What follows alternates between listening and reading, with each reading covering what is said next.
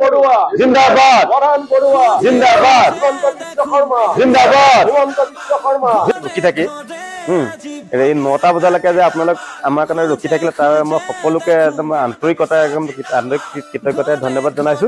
আৰু চিন্তা নকৰিলে আজি যিবিলাক কোনে চিন্তা কৰিছে আমাৰ ভাৰতীয় জনতা পাৰ্টি চৰকাৰখনে।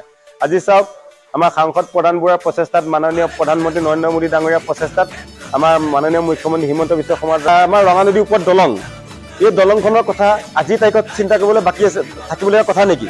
হয়নে? এই দলংখন কিয় সম্ভৱ হ'ল? আজি এই পানী যদি বাঢ়ি আহে দিনতে ইপাৰ সিপাৰ বন্ধ হৈ যায় যাতায়াত। কিন্তু আজিৰ তাৰিখত আমাৰ সাংসদ প্ৰধান বৰুৱা বিধায়ক মানৱ ডেকাৰ প্ৰচেষ্টাত এই দলংখন এতিয়া সম্পূৰ্ণ হোৱাৰ পথত হয় নহয়?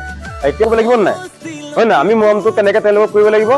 আমি আমাৰ সাংসদ প্ৰধান বৰুৱাক বিপুল ভোটত জয়যুক্ত কৰাবৰ কাৰণে আমি কেন্দ্ৰত আমাৰ প্ৰধানমন্ত্ৰী নৰেন্দ্ৰ মোদী ডাঙৰীয়াক পুনৰবাৰ আমি প্ৰধানমন্ত্ৰী আসনত বহাবৰ কাৰণে আমি তেওঁলোকক কেনেকৈ মৰম কৰিব লাগিব? আমাক তেওঁলোকে মৰম কৰাৰ বিনিময়ত আমি পদুম ফুলক চিম্বলত গৈ পেলাই আমি ভোটটো দি প্ৰধান বৰুৱাক যাতে আমি ৰেকৰ্ড সংখ্যক ভোটত যাতে আমাৰ প্ৰধানমন্ত্ৰী মহোদয়লৈ যাতে এটা যাতে মেছেজ যায়, হয় আমাৰ সাংসদগৰাকী মই তালৈ ইমান কোটি কোটি টকা দিলোঁ, হাজাৰ হাজাৰ কোটি টকা দিলোঁ, দলং বনাই দিছোঁ, ৰাস্তা ঘাট বনাইছোঁ, কিন্তু তাৰ বিনিময়ত কিন্তু সাংসদক আমাৰ ৰাইজেও মৰম কৰিছে। কিন্তু আমাৰ সাংসদ প্ৰধান বৰুৱা ডাঙৰীয়াই আজিৰ পৰা 3 মাহৰ আগত আমাক কৈছিলে যে 2024 লোকসভা নিৰ্বাচনত ৰঙা নদীত মই ঘাটেদি পাৰ হৈ নাযাওঁ, এই দলঙৰ ওপৰেদি মই যাবলৈ পাব লাগিব বুলি আমাৰ যে মই 2024 ইলেকশ্যনত ৰঙা নদীত ঘাট পাৰ হৈ নাযাওঁ, তাত মই দলঙৰ ওপৰেদি গাড়ী চলাই যাব পাৰিব লাগিব বুলি ঘোষণা কৰিছিলে। আজি সেই তেওঁ যি ঘোষণা কৰিছে চাব, এতিয়া এপ্ৰিল মাহলৈ এই দলংখনৰ ওপৰত এতিয়া মই আজি চাইছো মাত্ৰ অকল এটা প্লেটহে মানে 4-5 ফুট মানে অকল মানে ঢেলাই দিবলৈ বাকী আছে। মানে সাংসদ মহোদয়ে যিটো কথা কৈছিলে সেই কথাটো তেওঁ ৰাখিছে আৰু তেওঁ পশ্চিম ফালে যেতিয়া প্ৰচাৰ কৰিবলৈ যাব যদি জোৰকৈ বান্ধে ৰঙা নদী পানী গাঁও সংযোগী দলঙে চেনেহৰ বাতৰি আমালৈ আনে। আকৌ এবাৰ একেলগে 3বাৰ হ'ব আকৌ বিজেপি চৰকাৰ।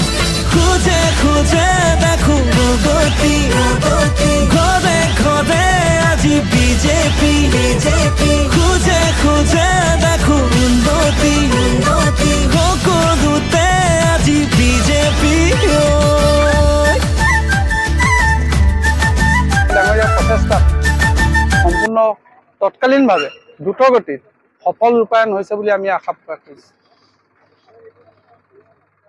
ৰাইজে প্ৰধান বৰুৱাক ভোট দিবনে? সম্পূৰ্ণ দিব বুলি আমাৰ আশ্বাস আছে।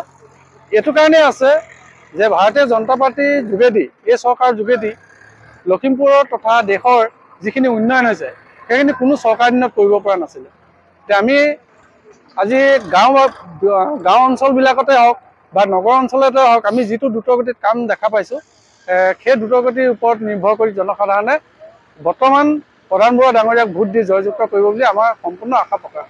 আমি 100% জয়ী হ'ম বুলি আশা প্ৰকাশ কৰিছোঁ।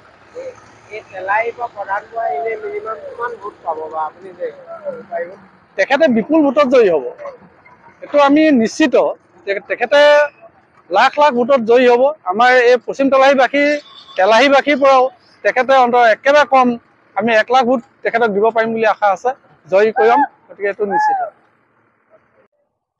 চাওক, আজি মানুহে ভোট কিয় দিয়ে? ভোট পাবলৈ হ'লে মানুহে সদায় সাংসদ হওক, MLA হওক, সমাজৰ কাম কৰিব লাগিব, ৰাজ্যৰ উন্নয়নৰ কাম কৰিব লাগিব। আমাৰ আজি এই 2টা বছৰৰ ভিতৰত কিবা সপোন লগা লিখীয়া এটা কথা, এখন বৃহৎ দলং, এই দলংখন 2টা বছৰত মাত্ৰ কমপ্লিট কৰি গৈছে। গতিকেতো প্ৰধান বৰুৱাই ইয়াত বিপুল ভোটত জয় হ'বই, কাৰণ প্ৰধান বৰুৱা মানৱ ডেকা ডাঙৰীয়াই যি মানে লখিমপুৰবাসীৰ কাৰণে যি উন্নয়ন কৰিছে সেই উন্নয়নৰ নমুনা পাবই। কাৰণ বেলেগেও যদি কৰিলেহেঁতেনে, বেলেগেও যদি ৰাইজৰ হৈ পিনে আমাৰ কাম কৰিলেহেঁতেনে আমাৰ হৈ, তেতিয়া তেওঁলোকে ভোট পালেহেঁতেনে। কিন্তু আজি প্ৰধান বৰুৱা ডাঙৰীয়া, মানৱ ডেকা ডাঙৰীয়া লগতে হিমন্ত বিশ্ব শৰ্মা চৰকাৰে যিমান তীব্ৰ গতিয়ে মানে উন্নয়নৰ কাম কৰিছে, গতিকে আমাৰ 100% গ্যাৰাণ্টি এই তেলাহীবাসীৰ লগতে সকলো ৰাইজে মানে বিপুল ভোটত জয় কৰিব। তেওঁক ইয়াৰ মানে জয় নিশ্চিত হোৱাটো প্ৰধান বৰুৱা 100%। এইবাৰ মানুহে ভোট দিবলৈ গৈ ভোটৰ বটনকেইটা চাব, কোনটো পদুম ফুলৰ ভোটৰ বটন আছে। যিজনে দিব ইচ্ছা নাই তেওঁ দিওঁ। এনেকুৱা ভাৰত মাতা কি জয়। মানৱ ডেকা জিন্দাবাদ মানৱ ডেকা জিন্দাবাদ জিন্দাবাদ পৰাণ বৰুৱা জিন্দাবাদ হিমন্ত বিশ্ব শৰ্মা জিন্দাবাদ হিমন্ত বিশ্ব শৰ্মা জিন্দাবাদ জিন্দাবাদ প্ৰধানমন্ত্ৰী ডাঙৰীয়া জিন্দাবাদ ভাৰতীয় জনতা পাৰ্টি জিন্দাবাদ ভাৰতীয় জনতা পাৰ্টি জিন্দাবাদ